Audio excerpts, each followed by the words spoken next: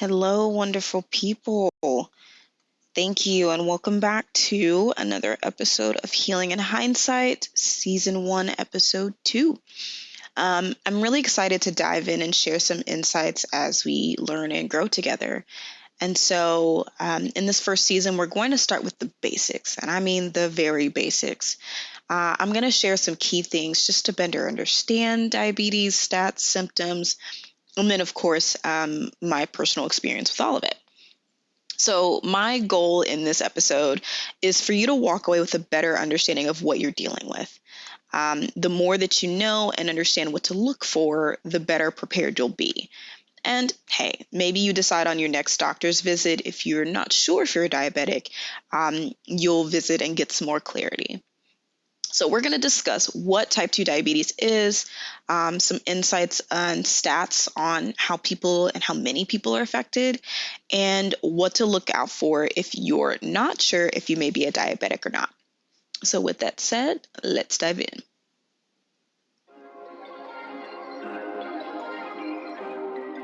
You're listening to Healing in Hindsight, a health and wellness podcast where we strive to conquer type 2 diabetes. Hosted by me, Taylor Danielle. When I was first diagnosed, I didn't have a lot of people around my age who lived similar lifestyles to learn from. I want you to know you're not alone, and we'll have real, honest, and vulnerable conversations about it all. Here, I share my struggles, tips, and more.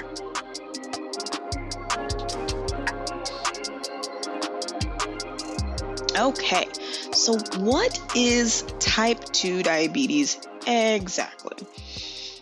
In short, it is a condition where your body is becoming resistant to insulin. And insulin is a hormone, if I'm not mistaken, that helps move sugar into your blood cells to use for energy. In some cases, type 2 diabetes is also defined as the lack of insulin that's being produced. Either way, your body will need some form of assistance to, again, move sugar or energy into your blood cells. Okay. For most of us that are diagnosed, the assistance that you receive will be in the form of oral medication or pills. And depending on the severity, actual insulin could be prescribed over pills. So I'm not sure if most of you know these things, but it doesn't hurt to cover the basics. Now, you might wonder, why are there two forms of diabetes? Well, type 1 is a genetic disorder. The pancreas, where your insulin is produced, doesn't put out much, if at all. And this is usually caught very early on as your body is still developing. So that's why you may hear of people who have had diabetes most of their life. It's not really a choice for them. Type 1, diabetes, the body attacks itself by mistaking and destroying the cells in the pancreas that make insulin, called beta cells. So this process can go on for months or years before any symptoms appear. But that's why you typically hear of it being commonly caught in children or preteens. And so with that, type 2, it can happen at any age. However, it is affecting people younger every day, especially with the rise of obesity in children. And so, with the subject of obesity, like being overweight can cause your pancreas to tire out and potentially overproduce insulin, which means your cells are oversaturated. So it's common that most people's bodies are overproducing it. And so, that a diet filled with carbs and sweets and, your body is just filled with so much sugar. And so when you've had too much to eat, what do you typically do? You stop. Okay, maybe except for holidays like Thanksgiving, where you just got to get one more bite in. Why is it's just like you got to go back for seconds, even though you literally cannot physically handle seconds, right? Anyways, so what is happening is your cells are basically stuffed with sugar. And so if you're not making enough insulin, it could be because you've already got so much in your system. Your body says, stop. I'm full. I don't need any more. And so that's when you start to see your system reject the insulin, which again, we do technically need. So either way, too much sugar in your blood can cause a lot of damage to your body. It is needed, but if it's not being used and there's too much, there's not a lot your body can do. So that's where myself and a lot of people, in the US, I'm still looking into how it's effective across the world, but that's how a lot of people, where we are right now. For me personally, it does not help that I've got a sweet tooth. And we've become so saturated and obsessed with sugar that our bodies are starting to quit on us. Being overweight does add to this. The more weight you have, the more your organs have to work overtime to compensate. And so that's why, you hear a lot of things in relation to overweight and diabetes, because not only is your body having to compensate by producing enough insulin to handle all the sugar that's in your system, to provide that sugar to your blood cells, which gives you energy, right? If you've ever watched Cells at Work, I think it's like the perfect cute little anime that kind of shows you and helps you understand like what your body is doing, right? And you see the blood cells going to these like sugar pastry machines, because that's energy. It's not to say that sugar is that bad, but it's energy. But there's just way too much. And so if you have weight on top of that, not only are you having to deal with the massive amounts of sugar coursing through your system, but it's literally like you put a weighted vest on and then you go running for a very long period of time.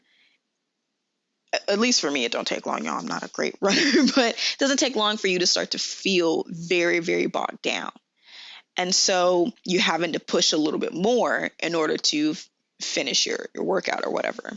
It's the same thing with your body. So if your pancreas is stressed from the amount of orders it needs to fulfill, if you will, and then the extra added weight, you can only imagine, right? That's kind of, where we're at. So I'm 30, right? And I was diagnosed at 25, right before Christmas. So it was a very nice Christmas present and a very nice New Year's to start. Yeah, so it's a struggle, guys. Between taking my meds, watching family members struggle, trying to eat better for the millionth time, and just, kind of dealing with the constant, oh, let me get you a salad. You can't have that.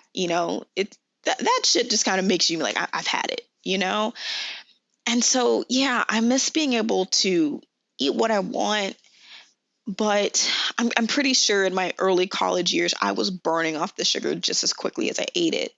And I just didn't know that once I stopped being active and started working a full-time desk job, that things would slow down, and so would burning off all that excess sugar. So all of that is just the basic rundown that I can give you about this, right? So I really want to share some statistics to go along with this, just to give you a bigger picture of why this is very important for us to pay attention to. Now, the following facts are from the CDC's National Diabetes Statistics Report from 2020, but it's pulling data back through 2018, just to be clear. Okay, so fact number one. 34.2 million Americans, which equates to just over 1 in 10, have diabetes, and 1 in 4 of them don't know they have it. Fact number two, 88 million American adults, approximately 1 in 3, have prediabetes. 90% don't even know that they have it. 90%, guys. Like, that's most of the adults in the US, okay? So fact number three, new diabetes cases were higher among non-Hispanic Blacks and people of Hispanic origin than non-Hispanic Asians and non-Hispanic whites. Short term, people of color are getting hit the hardest. Okay, so to my Black people out there, to my Hispanics out there, Mexican, Puerto Rican, my Latinos out there, like it's tagging us the hardest. We have got to really pay more attention to how we are consuming things, how we're doing things, what our bodies are doing, because we just seem to be the most susceptible for these things. Okay. Fact number 4. New diagnosed cases of type 1 and type 2 diabetes have significantly increased among U.S. youth. Whether you are for or against the Obamas, this really makes me think about Michelle and her drive for dealing with childhood obesity. And this is one of those reasons why. You know, obviously type 1, like we learned earlier, is something that's more genetic. However, type 2 is just, it's rising so much. And I can't imagine being a kid and having to take insulin or having to take prescription medication all the time, just for my body to function. And that's happening more and more and more often. And it doesn't seem to be phasing people or freaking people out, at least from what I've seen. I'm not saying that people aren't. It just seems like it's becoming way too normal. Moving on. Fact number 5, the percentage of adults with prediabetes who were aware they had the condition doubled between 2005 and 2016, but most continue to be unaware. So it is nothing, guys, to go to your doctor and say, hey, I'd like to be tested for this. That's the thing. You don't always have symptoms. You don't always have a reaction. If you're not actively checking your blood sugar level, you just don't know, right? And I feel like with this pandemic, that should be a lot more clear of, hey, if there's something out there that you may or may not know if you show symptoms for, it doesn't hurt. It doesn't hurt to check. It doesn't hurt to be like, hey, this is kind of a thing that's going on. I just want to, make sure I'm free and clear on that. I just have concerns or whatever. Like it's really not difficult to know where you stand. Your body is just, people take the time to scrutinize their credit reports, right? Because you don't know what's going on until your credit gets dinged. And it's the same thing with your body. You're not going to know what's going on until drastic shit starts happening. And it's kind of like, why wait until the drastic shit starts happening before we know? Get checked. That's all I'm saying. Last fact, in 2017, the total estimated cost of diagnosed diabetes was $327 billion. Do you have $327 billion? I don't. I wish I did, but that's insane, right? So what does all this mean exactly? It means that more people are developing diabetes at higher rates each year, especially people of color. And likewise, the proportion of older people in our nation is increasing, and older people are more likely to have a chronic disease like diabetes. But by addressing it, many other health-related problems can be prevented or delayed. And lastly, it's hitting our pockets hard. It's expensive. Insulin is expensive. Just think about that, okay? Now, something else I wanted to point out is that according to the U.S. Census website, in 2018, almost 9% of Americans didn't have health insurance, which equates to about 28 million people just in the U.S. alone. So that's where that $327 billion is kind of really rearing its head, is people are having to come out of pocket a lot of money in order to get the help that they need. However, the thing to note is you can help yourself. Type 2 diabetes is preventable, even reversible, with nutrition and regular exercise. I know. Who hasn't said that, right?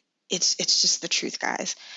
And notice I said nutrition, not diet, okay? Diets are temporary. Proper nutrition is something you constantly maintain. It is how you live. It is a lifestyle. It is not a temporary thing that you do, right? Now, I get it. It's a lot for sure. And I'm still working on my relationship with food and trying to find ways to enjoy it without causing my body more stress. It is a conscious effort, but to me, it's worth it. And even if I fall off, I'd get back on. Even if I have that night where I just absolutely need all of the chocolate and salty chips in the world, like I still have moderate myself and I still try to do my best to satisfy the craving without going overboard. Okay, Taylor. So you've got my attention, but what do I do next? How do I know what's going on? What are the signs that I might be, flirting with diabetes a little bit? So some of the symptoms you can experience are increased thirst, frequent urination, increased hunger, interesting, right? Unintended weight loss, fatigue, blurred vision, slow healing sores, frequent infections, and like areas of darkened skin, which is usually in the armpits and neck. Now, personally, what I experienced was increased thirst, hitting the bathroom 80 times a day, and fatigue. And I also experienced my eyes watering all the time, which I guess you could say is the blurred vision aspect, but just on a smaller scale. There was a point where I had to keep a water bottle under my pillow, um, just to sleep. And I only kept it under my pillow because at the time we didn't have a nightstand. But I had to keep water under my pillow because my mouth would get so dry. And so this kind of led into the many trips to the bathroom and, of course, fatigue because I couldn't sleep through the night. Even now, I actually get up to go to the bathroom in the middle of the night. And it's because I am drinking so much water, but it's also just a little bit out of habit. And so, I'm trying to keep my hydration up, but since my numbers are still, a little bit higher than I would like, my body is trying to get rid of as much sugar as possible, which is, it's kind of crazy and indirectly kind of cool of what your body will do to try to find ways to expel as much sugar out of your system as possible. And that's where the teary eyes came in. Since I was so fatigued and my blood sugar was extremely unstable, something else that started happening is I started fainting. And the first time that it happened, I was in the shower. I was showering, getting ready for work. And so thankfully, at the time, the guy that I was dating was home and he had to pull me out of the shower. I didn't have any major injuries, just like maybe a little knot on my head, but thankfully I was okay. And I didn't drown in the shower. Like I could have easily fell and the water was just rushing into my nose or something. And it just could have been a lot worse, but thankfully it's not. So all of this to say is if you are experiencing any of these symptoms frequently, seriously, dude, like set up an appointment with your doctor. They're going to do a urine test and a blood test. And, don't get me wrong, I realize these symptoms are the same across a lot of different diseases, but again, it never hurts to check. You can invest in a blood sugar meter, and there are several out there for cheap. And you want to stay between 70 to 130 milligrams per deciliter. When you're fasting, so no food in your system. And then you want to be between 130 to 170 after eating. It'll eventually go back down after, an hour or two. And usually it's best, at least the way my doctor told me to check, is to check first thing in the morning and then maybe a couple of hours after dinner. Because first thing in the morning, your body is literally coming out of a fasted state. So you can kind of see where you're at when you don't have any food circulating in your system. Okay. Now, if we're talking about meters, I do want to take a moment of pause and just talk about some of the affordable options out there. I do have a post on Instagram that talks about, what to look for in a meter, but the one that I personally use is from One Drop. And I'll leave a link in the show notes where you can get $20 off if you do their subscription for their strips, because strips are expensive, you guys, but I feel like One Drop has been extremely affordable. It can work with insurance, so you'll just have to reach out to their support for that. But the reason why I love my One Drop meter, I've had it for a couple of years now, is it's very sleek and it's very compact to carry, but it is the meter itself is Bluetooth enabled. And with the companion app, I can test my blood sugar. It takes down my levels and instantly puts it into the app, and that data is stored, and it gives me kind of insights on, hey, the next couple hours, your blood sugar is probably going to go down, up, all of these things. I can generate reports for my doctor. So when I do go in to get my regular testing that I have to do every 90 days, we'll talk more about that later. I can show a receipt basically of here's what I've been doing. It makes it way, way easier than having to manually write things down. So that is my meter of choice. So again, I'll leave the link in the show notes for you guys if you want to check it out. And again, $20 off if you sign up.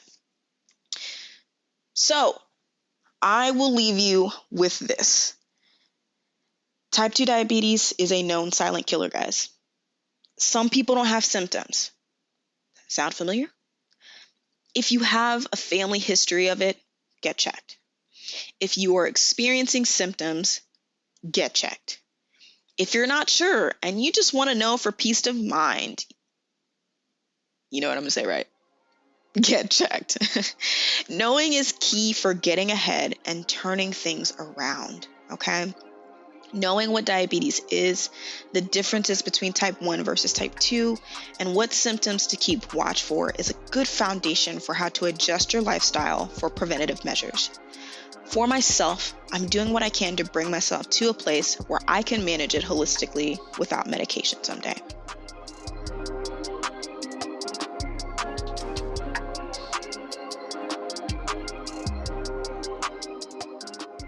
I hope this was helpful. Knowledge truly is power, but I totally get digging and deciphering all of the medical jargon can be a lot. I just wanted this to be as easy to digest as possible. So I want to hear from you guys. Have you recently been diagnosed? Did you experience symptoms? Leave a comment and let me know.